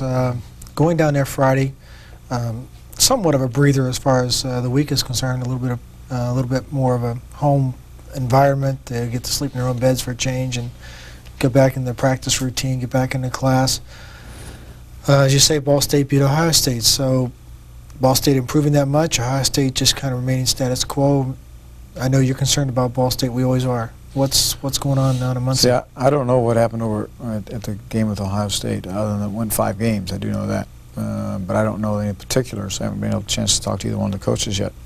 Obviously, we're always concerned about Ball State, and especially at their place, as well as here, because that's become a real intense rivalry. We know they'll play well against us. They'll play with a lot of intensity. We know that Todd Reimer, the kid that plays opposite for him, is playing very well. Other than that, I really don't know who's playing a lot and in what positions, but Coach Shondell runs a lot of people in and out until he tries to find some people that are playing well, and obviously that apparently has happened. So we're going to have to be prepared to play against them when we go down there. It doesn't take a whole lot for the Ball State Cardinals to get motivated to play IPFW, especially when IPFW is ranked so much higher than they are and obviously playing well. You mentioned Rutgers Newark, and we're hoping we can get that match worked in on Saturday. Let's talk just for a few minutes about Rutgers Newark, and if we are able to play that match on Saturday, let's talk about the parameters, the external part of that match, not just the physical part, which we've talked about before. What can this match do for us other than just provide us with another opportunity to play? What significance does this match take on in the selection committee or the NCAA seedings, or does it have any impact at all? Doesn't have any impact at all in regards to our selection to the tournament, but it could have significant impact in regards to where we might or whom we might play in the tournament. You know, they've beaten us 3 times, and certainly we need to have beaten them at least once, and especially the last meeting, right, in order for the NCAA committee to look at the fact that we've beaten USC twice, and if we get a chance to play Santa Barbara, we can beat them, and you know, we've beaten a number of California schools. Our schedule's been much tougher than Rutgers from that standpoint. That the NCAA committee then would look at that, if we can beat them here this weekend, would look at that and say that, well, maybe if we make the NCAA tournament, that we should play against the number 2 seed instead of the number 1 seed. So it does make could make a significant difference in the seeding in the NCAA tournament if we qualify. Has a Midwest team ever been seeded above 4th in the tournament? I think so. I think Ball State and Ohio State have been, but I'd have to go back to look. I really don't know for sure. Ancient history, pretty much. It's way been back quite when some Mark time, Walden yeah. as people were playing. I want to talk real quickly about one of the seniors on the team, a young man that we weren't even sure was going to be coming back to the team this year, and unfortunately has made his return to IPFW. Tom Junkie, and what is his return to the program meant to the program and our success this year? Well, it's really made our middle position solid, because now we have Tom and Neil and Pepe, who's really done a nice job as a freshman, and Quentin can come in there too. All can play the middle and play it with some authority. Tom is such a good athlete and so very quick and strong.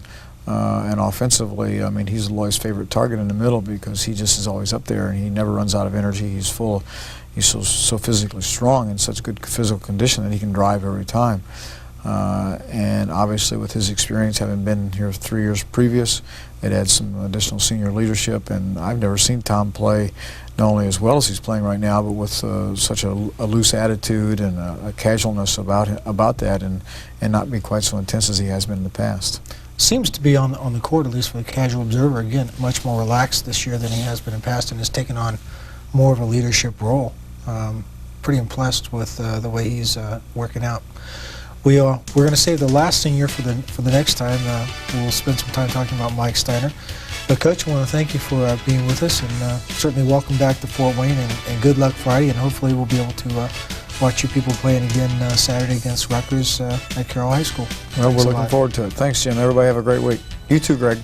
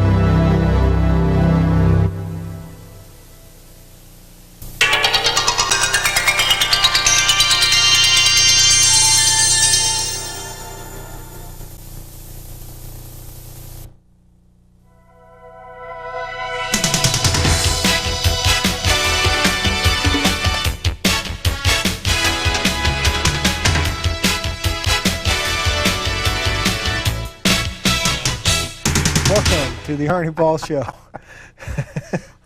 This week, Coach, you got quite a few things to talk about. First thing I want to talk about, actually I want to congratulate you on getting your 200th win Saturday night. That was, in addition to a remarkable accomplishment, it was an outstanding match.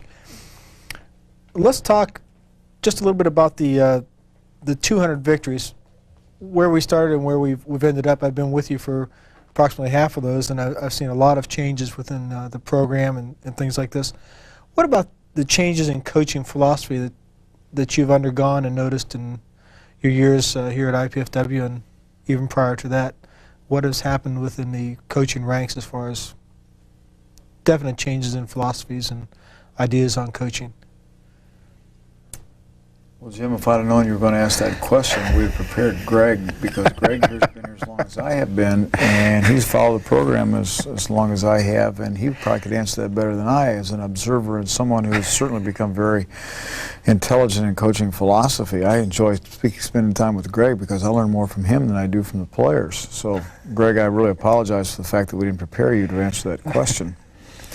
As far as changes in coaching philosophy are concerned in the past 10, 12 years, I think that the work ethic in our country has changed. The social attitudes in our country have changed in the last 10, 12 years. And I think if indeed you're going to be successful in coaching, you have to recognize those differences in the social attitudes in the environment from which your players come from. You have to recognize the changes that are taking place around you economically as well as socially. And certainly there has been some major changes in the last 10, 12 years here in our country. However, I find that the kids today are just as likable as the kids were 10 or 12 years ago. I've found that the kids work just as hard if you indeed ask them to work just as hard. But they're much more inquisitive than they were 10, 12 years ago, even 5 or 6 years ago. They're more open, they're more willing to challenge you, which makes you have to be more on your toes in regards to their challenges and their questions, and they're not so much of a follower as they are someone who wants to be part of and to be explained to as to why we're doing this and how we're going about doing this and so on and so forth. 10, 12 years ago, I just hollered and everybody kind of jumped. And today I holler and everybody kind of looks at me like, well, what are you hollering about? And explain to me why you're hollering, and if I agree with you, then I'll do what you ask. But the kids are a lot of fun. I still enjoy being around the kids and working with the kids, and we have a good group of kids to work with this year. It seems that in my early years of coaching, the Japanese philosophy on coaching, beat the kids to death and let's drill the ball as hard as we can, as often as we can. If they came out of camp and they weren't sore, they weren't successful. Has that philosophy changed that much over the last couple of years? Well, there's still some legitimacy to that, I think. You can't ever replace hard work and work ethic. That's part of the problem in our country today.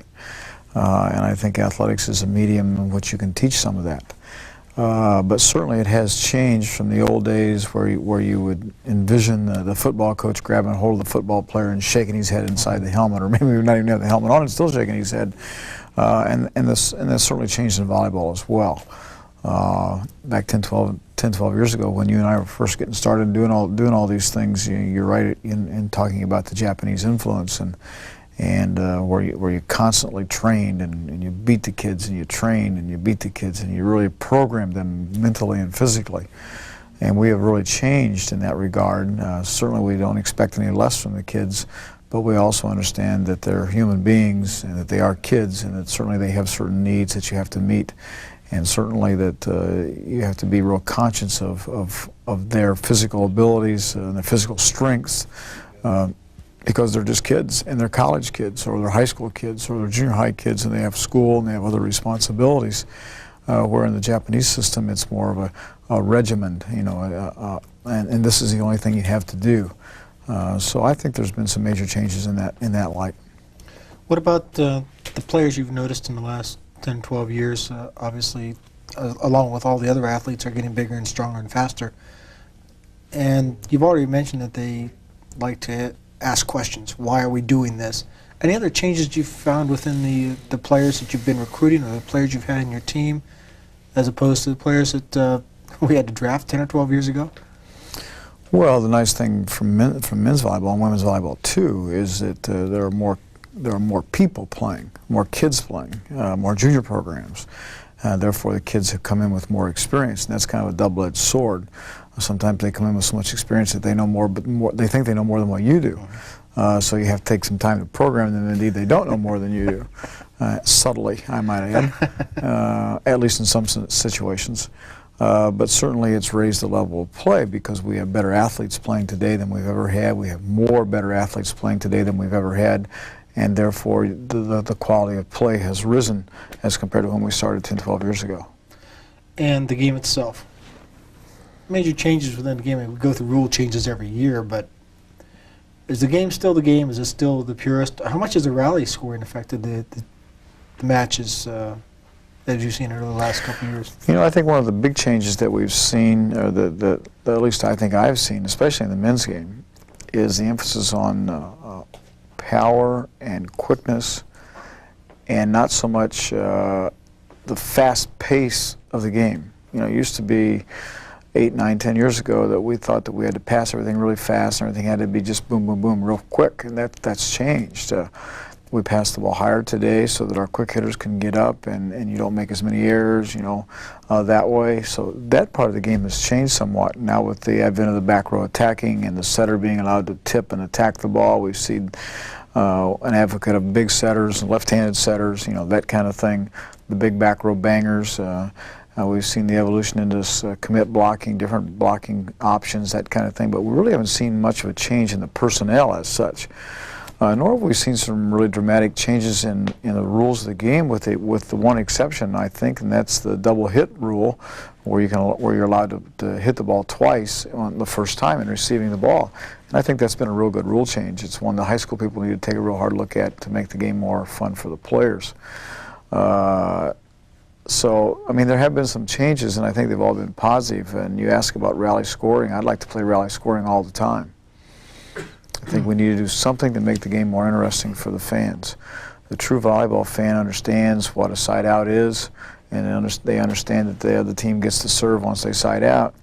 But for a true spectator, a sports spectator, something needs to happen on the scoreboard more regularly than what it does. Now, I know that soccer takes a different view of that, and obviously ice hockey takes a different view of that, but there are a lot of other things happening in those two games that create action.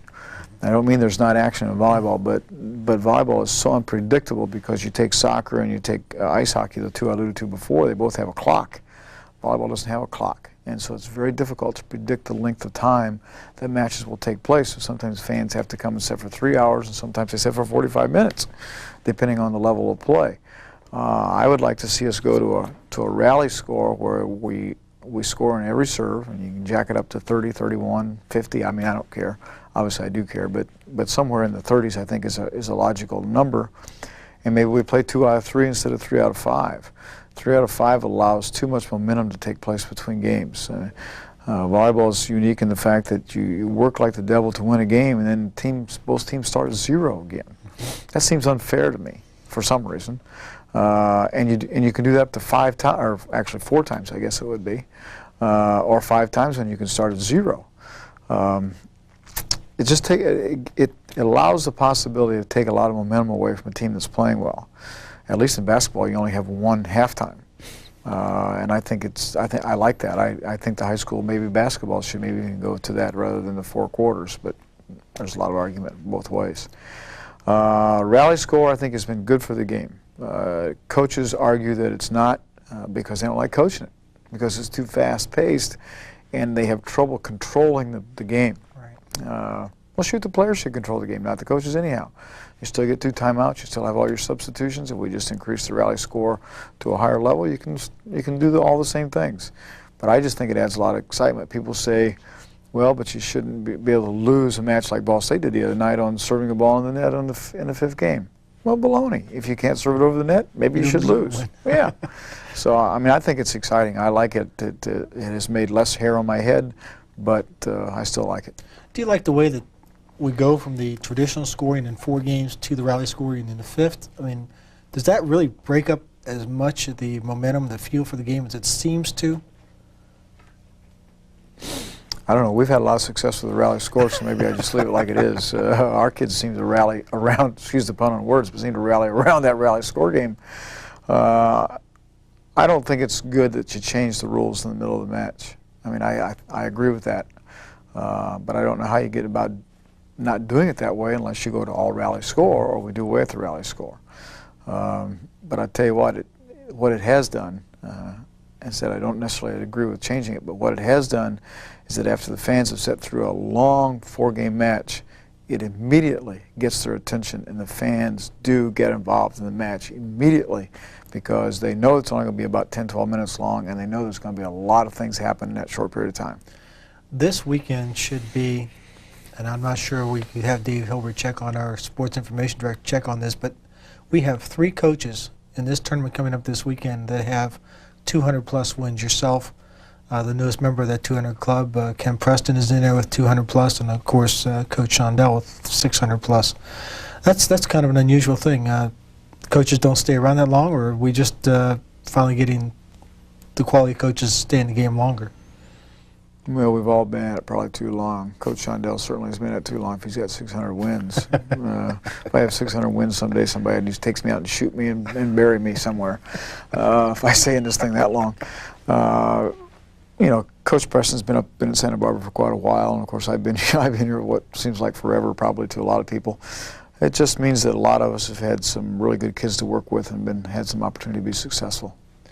Well, we certainly look forward to the matches this weekend, because with all these victories that everybody's piled up, there's going to be a lot of strategies and input as far as the coaches as to the content of the game and structure of the game. We look forward to seeing a lot of great action. We will come back after a sports break with Alan Bangs and talk a little bit about the Ball State and Rutgers match and the upcoming Barrett-McNagny tournament this weekend, and maybe talk a little bit about Mike Steiner today also. Coach, give you time to rest a little bit.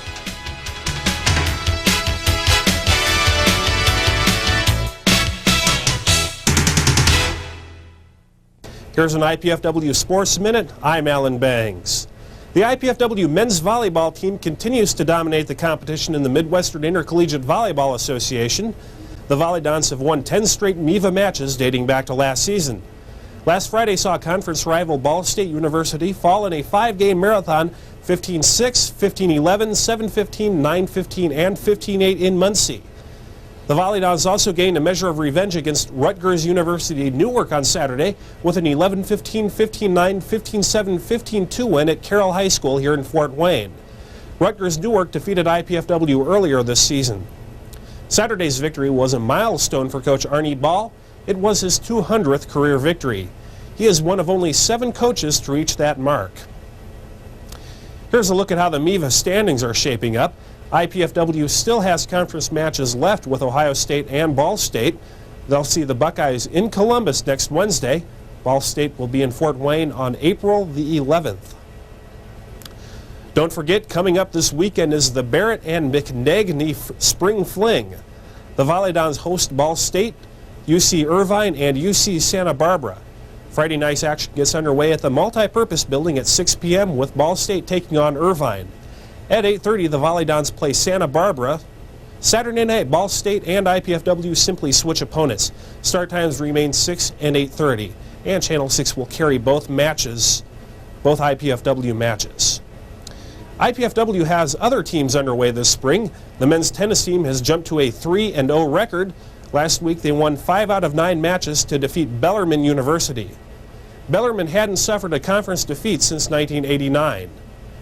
Men's baseball and Lady Don softball are also underway. The baseball team can only improve after an 0-2 start. The softball team is 5-6. For Channel 6 Sports, I'm Alan Bangs.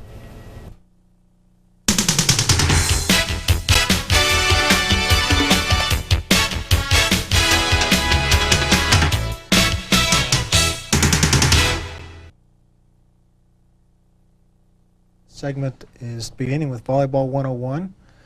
Coach, let's talk a little bit about blocking again and finish this up a little bit. We'll talk about blocking keys. What does a new blocker look for to become a better blocker? What are some of the keys that they have to concentrate on?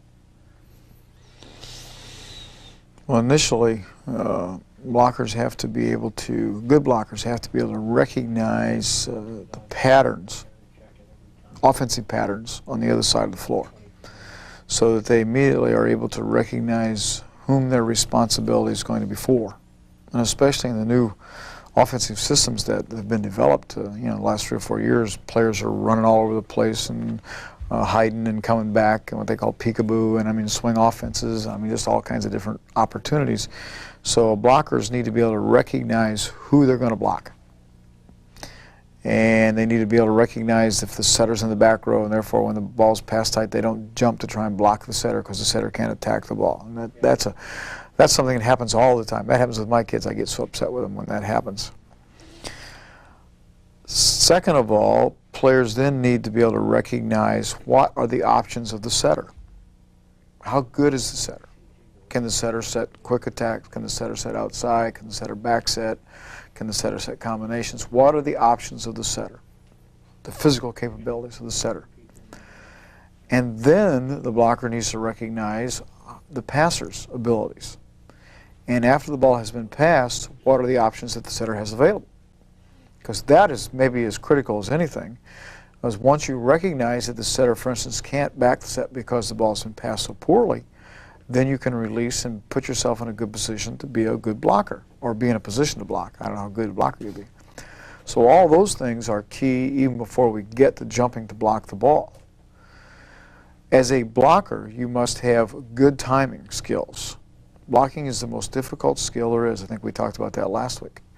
And in particular because you've got to time the attacker, you've got to time the arm swing, how quick the arm swing, how slow the arm swing might be, where they hit the ball high or low, angle or straight ahead, you know, all those kinds of things. And then make movements with your hands to block the ball. But the biggest fallacy or fault that blockers have is trying to block too many balls, trying to be overactive with their hands. The block's responsibility is to take away a section of the court so that the players behind them can play defense. As soon as you as a blocker jump to block a ball and then you move your hands erratically back and forth, the players behind you have no idea where to play. And so now not only have you destroyed your own blocking technique, because probably what's going to happen is you're going to get tooled, or the ball's going to hit off your hands and go somewhere where your teammates can't play it or out of bounds, but people behind you now can't play defense. So you've really created a delusion for the backcourt players, and you've created a target for yourself for the attacker to hit into. So you need to have real strong hands and shoulders, I mean physically strong, but relatively quiet and into a zone where you anticipate the ball's going to come. Great. Good information, and we'll finish up with some other tips next week also. Let's get back to our favorite topic, Ball State Cardinals. We went down there Friday. Start off, won the first two games rather handily. I was not able to be at the match. Then you came back, and well, actually you came back. The team didn't, and lost the next two, and then went into our rally scoring again. Where'd the wheels fall off? What happened here? I don't know. Or do we write the book and make a fortune? Yeah. I mean, that's the second match we've had like that this year, and they've both been against Ball State. We came out and played really, really well. Did everything right the first game. Didn't do quite as much right the second game, but played certainly well enough to win. Third game got off to a pretty good start. They made a couple errors. We made a couple nice plays, and then our passing broke down a little bit. Both Norman and Raul had a little trouble passing. There were a couple questionable calls that were made for somewhat at the beginning of the third game, and I'm not sure they were right or wrong. They were just questionable calls. And our kids got to officiating instead of playing, which we're kind of known for, especially down there. And they got on a little bit of a roll. And then they blocked some balls because we came real predictable with our offense because we didn't pass very well. I made a change and put Quentin in for Craig, and Quentin struggled. So we lost game 3. We came back to game 4. We're playing along pretty well, and the game is fairly even until this little guy from Ball State comes in. Kevin comes in, and he scores about 7 points in a row. Once again, we didn't pass very well. They dug every ball we hit and trannied them and scored, and we didn't block anything. And the next thing you know, it's 2-2. I mean, the first two games took what I thought was for a long time for us to win, and games 3 and 4 seemed like they were over in 5 minutes, and they just drubbed us. So we were pretty concerned at that point. We made a switch again. Craig Collins had played back in the fourth game for Quentin, and we made a switch back. Craig had some problems right at the end of the fourth game and couldn't find the court, and fans got on him pretty hard, and he got to listen to the fans instead of himself. And so we put Quentin back in, thinking that being a junior with a little more experience, that he might be a little more solid as compared to Craig. And the fifth game was a breeze. I mean, and they're not supposed to be breezes, but it was a breeze. If you figure out the score ended up 15-8, and if you figure out the regular score, it was 6-0. I mean, they never scored off their serve. We side out every time, or they made a serving error. They made a couple of them in that match. We passed at a perfect 3.0, which is unheard of. We made no hitting errors, which is unheard of, and hit for 70% in the fifth game. Of course, they made a couple errors, which helped that a little bit. The score was 6-6, then we jumped it to 8-6 and changed sides, and then we ran on them, and it was over. They finally got 14-7, 14-8, I guess it was, and then they served the ball in the net on match point. But it was really academic. I mean, at 14-8, we'd have beaten them anyhow. Just a matter of siding out. So obviously, we have to figure out what to do in games 3 and 4, and continue to do the same things we did 1, 2, and 5. Kind of puts us in the driver's seat as far as the MIVA seedings are concerned for the tournament in Columbus. Well, it puts us ahead. Doesn't put us in the driver's seat yet. You know, we're kind of in that middle seat right now, because we have to go over to Ohio State another week and a half and play, and Ball State beat Ohio State over there, but Mike Tripster did not play for Ohio State, which is their #1 player. So we anticipate them giving us a really good match at their place. They always do. We've always had trouble playing over there. And of course, Ball State has to come back home yet, or back to us yet in April. So we have both those matches left. We certainly must win at least one of them. Ball State and Ohio State have to play, and they play I think the Tuesday or Wednesday before we play Ball State here at home. And that's down at Ball State, so that'll be a key match too. That win at Ball State was a real key for us, a real must for us. Now certainly we need to go to Ohio State and win, and then I'll feel better about the driver's seat. Okay. What about the Rutgers match? When that match started out, it looked like it was going to be a disaster. Another outstanding substitution ploy on your part, putting Quentin and Felipe in there, and the whole game changed. The whole momentum and the feeling for the whole match. Were Neil and Tom just having bad days, and this just was going to work, or were this something you had in the back of your mind? You guys give me too much credit for all the substitution crap. You know, I mean, we just made 2 changes. That's all, and we've been doing a lot of that in practice with those 4 guys. Of course, Quentin plays for Craig too in the opposite spot, and it's really coming off the bench all year and give us an uplift. And Pepe's done the same thing. Pepe's a very emotional player, but it's a real positive emotion type thing. Neil's very emotional too, but sometimes he gets a little bit negative, and part of the reason for that was that we had not had any success down at Ball State in the middle with Neil and Tom offensively. And after looking at the videotape, it was part of Ball State's game plan to shut us down in the middle, and they did a good job of that. And when we came back and played Rutgers on Saturday night, we just were real flat. Norman was flat, Raul was flat, Loy was flat. They were all flat. And of course, when they're flat like that, you look for something to change the flatness. And the first thing that came to mind was putting those 2 guys in there and see what would happen. The other thing that lineup does is it offers us some additional opportunities offensively, because Quentin now becomes another back row attacker, and Pepe's pretty good out of the back row too. Also adds some additional size, with Pepe being 6'6" and Quentin 6'5". And, you know, Tom, we list him at 6'3", but that's kind of stretching him a little bit. And we list Neil at 6'5", and he's pretty close to that. But I told Blake the other night that between Quentin and Pepe and oh shoot, who's the other one? Quentin, Pepe, and I can't think of who I'm trying to think of here. Yeah, we have the longest. Oh, Craig. We have the longest arms of anybody in the country in those 3 guys, and that length in arms really helps in blocking middle. And so Pepe and Quentin came in and blocked some balls, and Rutgers got to really key in on Norman, and when they did, we dug and tranted some balls, and there was nobody to block middle. And Pepe and Quentin just really stuck the ball. And so I don't know that it was so much as the substitutions as it was that you're just looking to change some charisma, just some personality of the team, and it changed it, and we just rolled. Well, we're looking forward to the tournament this weekend. As we were talking during the break, you're the only team with a winning record. Is that important? No, it doesn't mean anything. It means that we have to beat Santa Barbara.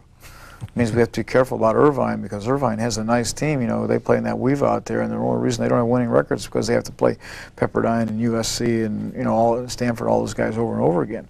They've got a couple kids that are really good players. This big Quinn kid, the left-handed kid from Irvine, is really a good player, and he concerns me. And they're also a typical second level. I don't mean that derogatorily, but typical second-level California team that digs a lot of balls and will run balls down and have played well. Heck, Santa Barbara, they may have a losing record, but early in the year they had some key injuries. Their setter was out, Anamati was out, and those kids are key players for them. They're all back and healthy. They beat UCLA at UCLA. They beat USC. I mean, they beat some good teams. So the records don't mean a thing.